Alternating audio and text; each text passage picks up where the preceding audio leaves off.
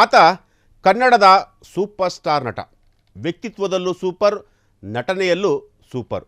ಆ ನಟ ಯಾವ ಸಿನಿಮಾ ಮಾಡಿದರೂ ಕೂಡ 100 ಡೇಸ್ ಪಕ್ಕ. ಆ ಖ್ಯಾತ ನಟನಿಗೆ ಒಂದು ಬೆದರಿಕೆ ಕರೆ ಬಂದಿತ್ತಂತೆ. ಹಾಗಾದರೆ ಆ ನಟ ಯಾರು?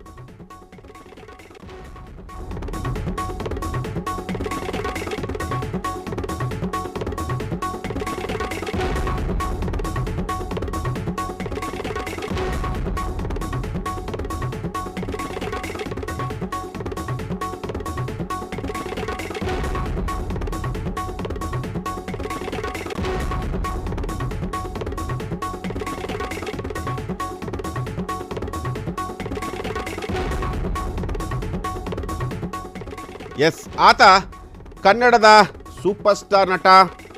ವ್ಯಕ್ತಿತ್ವದಲ್ಲೂ ಸೂಪರ್, ನಟನೆಯಲ್ಲೂ ಸೂಪರ್.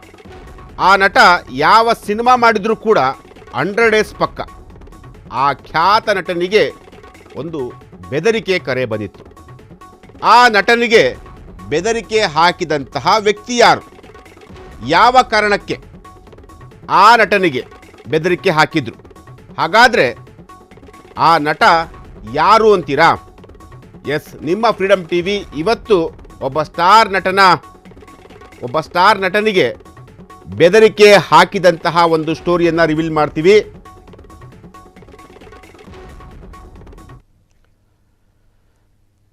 ಆ ಖ್ಯಾತ ನಟ ನಿರ್ಮಾಪಕರಿಗೆ ಬೆಲ್ದಚ್ಚು ಇದ್ದಂತೆ. ಆ ನಟ ಮುಟ್ಟಿದ್ದೆಲ್ಲ ಚಿನ್ನ. ಸಿನಿಮಾ ಶೂಟಿಂಗ್ನಲ್ಲಿ ಆ ನಟನಿಗೆ ಬೆದರಿಕೆ ಕರೆ ಕೂಡ ಬಂದಿತ್ತು. ಹಾಗಾದರೆ ಆ ನಟ ಯಾರು?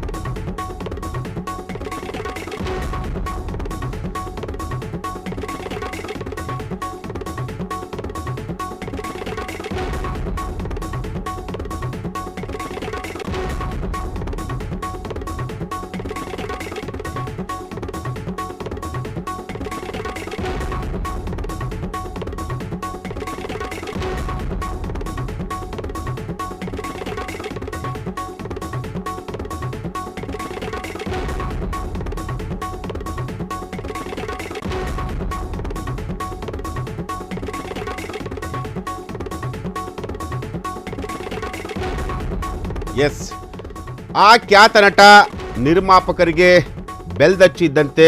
ಆ ನಟ ಮುಟ್ಟಿದ್ದೆಲ್ಲ ಚಿನ್ನ. ಸಿನಿಮಾ ಶೂಟಿಂಗ್ನಲ್ಲಿ ಬೆದರಿಕೆ ಕರೆ ಬಂದಿತ್ತು. ಹಾಗಾದರೆ ಆ ನಟ ಯಾರು ಅಂತೀರಾ?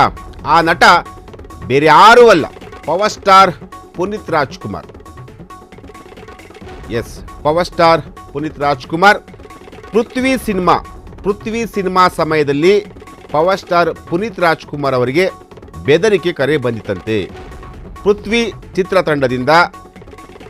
ಚಿತ್ರತಂಡಕ್ಕೆ ಸಾಕಷ್ಟು ಬೆದರಿಕೆ ಕರೆಗಳು ಕೂಡ ಬಂದಿತ್ತಂತೆ. ಪೃಥ್ವಿ ಸಿನಿಮಾದ ನಿರ್ದೇಶಕರಿಗೆ ತುಂಬ ಬೆದರಿಕೆ ಕರೆ ಬಂದಿದ್ವಂತೆ. ಆ ವೇಳೆಯಲ್ಲಿ ಚಿತ್ರತಂಡಕ್ಕೆ ಬೆನ್ನೆಲುಬಾಗಿ ನಿಂತಿದ್ದೇ power star Puneeth Rajkumar. Yes, ಬೇರೆ ಯಾವ ನಟನಾಗಿದ್ದರೂ ಕೂಡ ಪೃಥ್ವಿ ಸಿನಿಮಾವನ್ನು ಮಾಡ್ತಾ ಇರಲಿಲ್ಲ. ಅಪ್ಪು ಇದ್ದಿದ್ದಕ್ಕೆ ಆ ಒಂದು ಸಿನಿಮಾ ಸಂಪೂರ್ಣವಾಗಿ ಆಯಿತು. ಹೀಗಂತ ಹೇಳಿದ್ದು KS ನಂದೀಶ್ ಅಂತೇಳಿ. ಅವರು ಪವರ್ ಸ್ಟಾರ್ ಪುನೀತ್ ರಾಜ್ಕುಮಾರ್ ಅವರ ಬಗ್ಗೆ ಮಾತನಾಡಿದ್ದಾರೆ. ಎಸ್, ಕನ್ನಡದ ಸೂಪರ್ ಸ್ಟಾರ್ ನಟ, ಕನ್ನಡದ ನಿರ್ಮಾಪಕರ ಅಚ್ಚುಮೆಚ್ಚಿನ ನಟ, ಜೊತೆಗೆ ಪುನೀತ್ ರಾಜ್ಕುಮಾರ್ ಅವರನ್ನ ಇಷ್ಟಪಡದಂತಹ ವ್ಯಕ್ತಿಗಳು ಯಾರೂ ಕೂಡ ಇಲ್ಲದಂತೆ ಇರಲಿಕ್ಕೆ ಸಾಧ್ಯ ಇಲ್ಲ. ಸಣ್ಣ ಮಕ್ಕಳಿಂದ ಹಿಡಿದು ದೊಡ್ಡ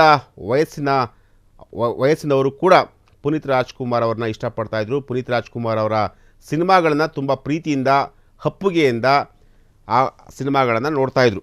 ಇಲ್ಲಿ ಪೃಥ್ವಿ ಸಿನಿಮಾ, ಈ ಒಂದು ಸಿನಿಮಾ ಕಂಪ್ಲೀಟಾಗಿ ಮೈನಿಂಗ್, ಈ ಒಂದು ಬ್ಯಾಕ್ಗ್ರೌಂಡ್ ಇರುವಂತಹ ಸಿನಿಮಾ. ಅಂದರೆ ಕಂಪ್ಲೀಟ್ ಮೈನಿಂಗ್ ಕಥೆಯನ್ನು ಹೊಂದಿರುವಂತಹ ಸಿನಿಮಾ. ಈ ಒಂದು ಸಿನಿಮಾ ಬಂದಂತಹ ಸಂದರ್ಭದಲ್ಲಿ ಬಳ್ಳಾರಿ ಆ ಒಂದು ಭಾಗದಲ್ಲಿ ಸಿಕ್ಕಾಪಟ್ಟೆ ಮೈನಿಂಗ್ ಕೂಡ ನಡೀತಾ ಇತ್ತು. ಅಂದರೆ ಮೈನಿಂಗ್ ಅಂತಂದರೆ ಗಣಿಗಾರಿಕೆ ನಡೀತಾ ಇತ್ತು. ಸೊ ಅಕ್ರಮ ಗಣಿಗಾರಿಕೆ ದೊಡ್ಡ ಮಟ್ಟದಲ್ಲಿ ನಡೀತಾ ಇತ್ತು.